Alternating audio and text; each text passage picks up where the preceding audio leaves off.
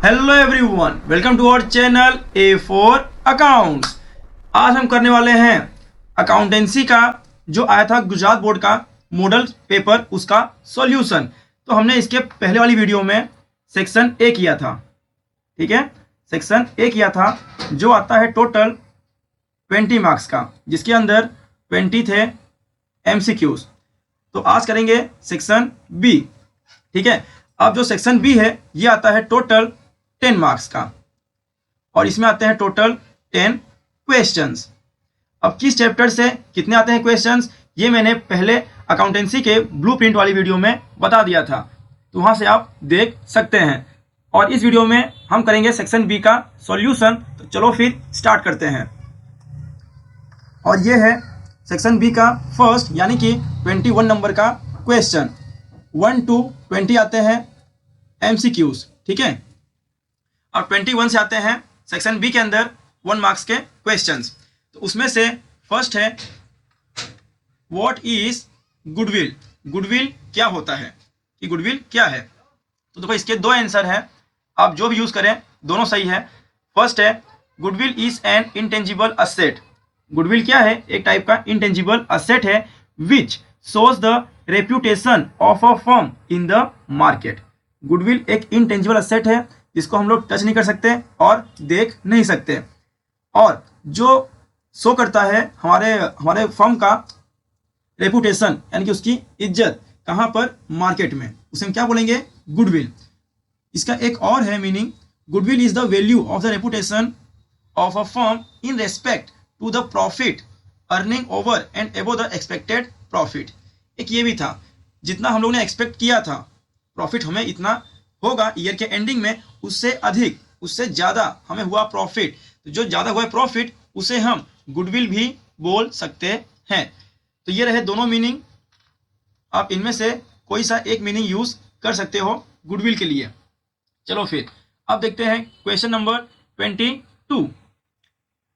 इसमें दिया गया है which is the other name of known for the revaluation account. अब जो है रीवैल्यूएशन अकाउंट, उसका अदर नेम क्या है, मतलब उसका दूसरा नाम क्या है। तो उसका आंसर है profit and loss adjustment account, ठीक है। अब जो अदर नेम है वो क्या है, profit and loss adjustment account, ठीक है। अब देखते हैं 23rd question. State the circumstances of the retiring of a partner. अब जो पार्टनर होता है रिटायर, तो उसमें क्या क्या बनते हैं सर्कमस्टांसेस, क्या क्या बनते हैं उसमें कंडीशंस, वो हम देखते हैं। तो फर्स्ट है as per Indian partnership act. अब जो लिखा होगा हमारे एक्ट के अंदर उसके अकॉर्डिंग वो रिटायरमेंट ले सकते हैं, या फिर voluntary retirement of a partner due to his personal reason, या फिर वो अपने से भी रिटायरमेंट ले सकते हैं पार्टनरशिप फर्म के अंदर, ठीक है। तो ये दो थे उसके सर्कमस्टांसेस की चांसेस रिटायरमेंट लेने के। पहला है इंडियन पार्टनरशिप एक्ट के अकॉर्डिंग, या फिर अपने मन से सारे पार्टनर्स हुए सहमत हुए एग्री और एक पार्टनर वहां से निकल लिया किसी रीजन से। देन है question number 24। What is the dissolution of a partnership firm. Partnership firm का जो होता है ना, पार्टनरशिप फर्म, उसका डिसोल्यूशन यानी कि विसर्जन क्या होता है। इसका आंसर अकॉर्डिंग टू सेक्शन 39 ऑफ इंडियन पार्टनरशिप एक्ट, हम बात करेंगे इंडियन पार्टनरशिप एक्ट के अंदर सेक्शन 39, उसके according when an partner get separated through dissolution of firm that brings end of their partnership, it is known as dissolution of partnership firm. Simple सा क्या बोला, जब कोई पार्टनर फर्म से अलग होता है यानी कि होता है डिसोल्यूट, वो टाइम पर जो पार्टनरशिप है वो एंड हो जाती है, जो पार्टनर्स थे वो अलग हो गए। इस पार्टनरशिप के खत्म होने से जो पार्टनरशिप फर्म था वो भी खत्म हो जाया करता है, ठीक है। तो ये है उसका meaning, dissolution of a partnership firm. जब पार्टनर्स ही अलग हो जाएंगे डिसोल्यूट, तो वो टाइम पर फर्म हो जाएगी डिसोल्यूट। अब देखते हैं next question, question number 25। How would you deal with bad debt return which is return of earlier, ठीक है। हम क्या एंट्री करते हैं या फिर क्या बोलते हैं कैलकुलेशन करते हैं, जब जो बैड डेट था हमने उसको ख़त्म कर दिया, हमने मान लिया था कि ये बैड डेट है, बट वो वापस से आ गया, हमने क्या सोचा कि पैसे नहीं मिलेंगे, बट हमें पैसा मिल गया, वो टाइम पे क्या एंट्री होती है? तो हम बात करते हैं at the time of dissolution, जब हम लोग अपनी फर्म बंद कर रहे हैं, वो टाइम पे bad debt return which is return of earlier, जो हमने पहले उसको राइट ऑफ कर दिया, would be recorded on credit side of realisation account. ये होगा उसका डील, हमें ऐसे उसको डील करना है। कहाँ पे करेंगे रिकॉर्ड? तो क्रेडिट साइड कौन से अकाउंट में? रियलाइजेशन अकाउंट के क्रेडिट साइड में। ठीक है, अब करते हैं question number 26। According to companies act 2013 for what duration can a company issue debenture? हम अगर बात करें कंपनीज एक्ट के द्वारा जो कब आया था 2013 में, तो कंपनी डिबेंचर्स कितने टाइम में इशू कर सकता है? ठीक है, मतलब कि डिबेंचर कितने कितने ईयर्स के लिए इशू किया जा सकता है कंपनीज एक्ट 2013 के अनुसार। तो as per companies act 2013 a company can issued debentures for maximum 10 years. ठीक है, मैक्सिमम कितना? 10 ईयर्स के लिए ही इशू कर सकता है। वहीं पर कंपनी अगर इंगेज है किसी इंफ्रास्ट्रक्चर प्रोजेक्ट से, ठीक है, तो वो टाइम पे मैक्सिमम 30 ईयर्स चलेगा। अगर नॉर्मल है तो 10 ईयर्स, अगर वो इंगेज है इंफ्रास्ट्रक्चर प्रोजेक्ट में तो 30 ईयर्स मैक्सिमम चलेगा। ठीक है, डिवेंचर्स को इशू करने का। अब देखते हैं question number 27। What is ratio? Ratio क्या होता है? आंसर है the relationship between two accounting figures, ठीक है, expressed mathematically is known as ratio. ऐसा रिश्ता जो दो अकाउंटिंग फिगर्स के बीच में होता है, और किस फॉर्म में होता है? मैथ्स के फॉर्म में। किस फॉर्म में? मैथ्स के फॉर्म में। उसमें क्या बोलेंगे? रेशियो। और एक है to make qualitative judgements about firm's financial performance, ratio is useful. अब जो रेशियो है वो किस काम आता है?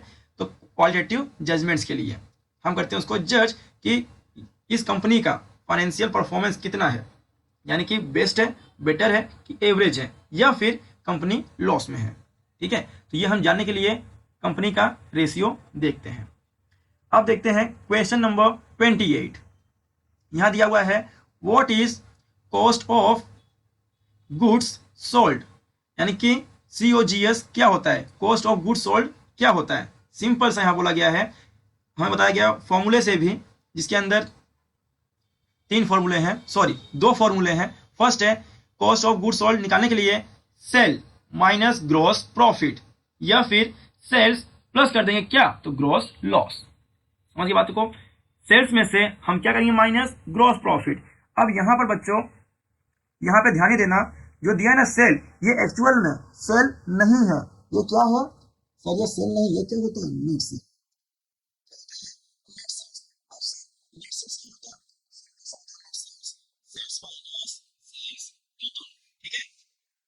COGS है क्या फॉर्मूला? सेल्स में से क्या निकाल देंगे? ग्रॉस प्रॉफिट, या फिर सेल्स के अंदर प्लेस कर दो ग्रॉस लॉस। और दूसरा है वो दिया हुआ है कॉस्ट ऑफ गुड्स सोल्ड का, जहां पे wages plus factory expense plus cost of goods consumed, इन तीनों अगर हम प्लस करेंगे तो क्या आएगा? Cost of goods sold. ठीक है, ये हो गए दोनों फॉर्मूले COGS का। अब देखते हैं नेक्स्ट। तो अब है 29 number question. What is cash flow statement? Cash flow statement क्या होता है? ऐसा स्टेटमेंट जो शो करता है क्लोजिंग बैलेंस ऑफ कैश और cash equivalent at the end of पूरे साल के अंत में। ऐसा स्टेटमेंट शो करता है क्लोजिंग बैलेंस किसका? कैश का, और कैश इक्विवेलेंट यानी कि कैश के जैसा जो हो, जैसा कि बैंक, ठीक है, वो क्या हो गया? Cash equivalent. ये साल के अंत में, ईयर के एंड में, और cash inflow and cash outflow arising from different activities during the year of a business unit is called, या फिर is known as cash flow statement. और हमें क्या दिखता है? कैश इनफ्लो हुआ है कि कैश आउटफ्लो हुआ है, अलग अलग एक्टिविटीज के द्वारा बिजनेस के अंदर। वो क्या होता है? कैश फ्लो स्टेटमेंट, जो हमें कैश का इनफ्लो या फिर आउटफ्लो दिखाए अलग अलग एक्टिविटीज के द्वारा, वो होता है कैश फ्लो स्टेटमेंट। और अब बचा लास्ट क्वेश्चन 30 नंबर। यहां दिया है what is cash and cash equivalent, जो अभी जस्ट ऊपर हमने नाम देखा ही था। समझते हैं क्या होता है कैश और cash equivalent. Cash means cash on hand या फिर बैंक बैलेंस, इतना तो हमें पहले से ही पता है सर। अब देखते हैं कैश इक्विवेलेंट क्या होता है। पहला है highly liquid short term investment. क्या बोला है? Highly liquid short term investment, जो हमने इन्वेस्ट किया है कम टाइम के लिए। शॉर्ट टर्म मतलब क्या होता है? 12 महीने से कम के लिए। दूसरा, such investments which can be quickly and with accurate estimated price convertible into cash.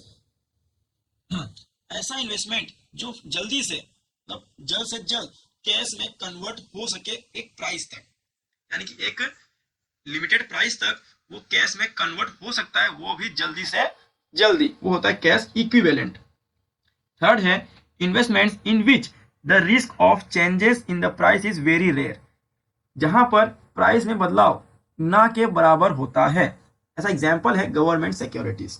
ठीक है, अब जो है government securities, shares, bonds, debentures, उनके अंदर बहुत कम चांस है कि प्राइस में चेंज होगा या प्राइस कम होगी। ठीक है, तो ये थे सेक्शन बी के टोटल 10 क्वेश्चंस और उनके सॉल्यूशंस।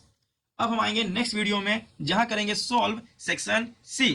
ठीक है, सेक्शन सी से होते हैं स्टार्ट सम्स। ठीक है, तो हम लोग करेंगे सॉल्व सम्स। तो मिलते हैं नेक्स्ट वीडियो में, तब तक के लिए अगर आपने चैनल सब्सक्राइब नहीं किया है तो सब्सक्राइब कर लीजिए, और लाइक तो आपने अब तक कर ही दिया होगा मेरे ख्याल से। अगर थोड़ा बहुत आपको हेल्प हुई है, समझ में आया है, तो प्लीज लाइक कर देना, और जो आपके फ्रेंड्स हैं जिन्हें इसकी रिक्वायरमेंट है उन्हें भी जरूर से शेयर करना। तो बस आज के लिए इतना ही, मिलते हैं नेक्स्ट वीडियो में, तब तक के लिए जय हिंद जय भारत।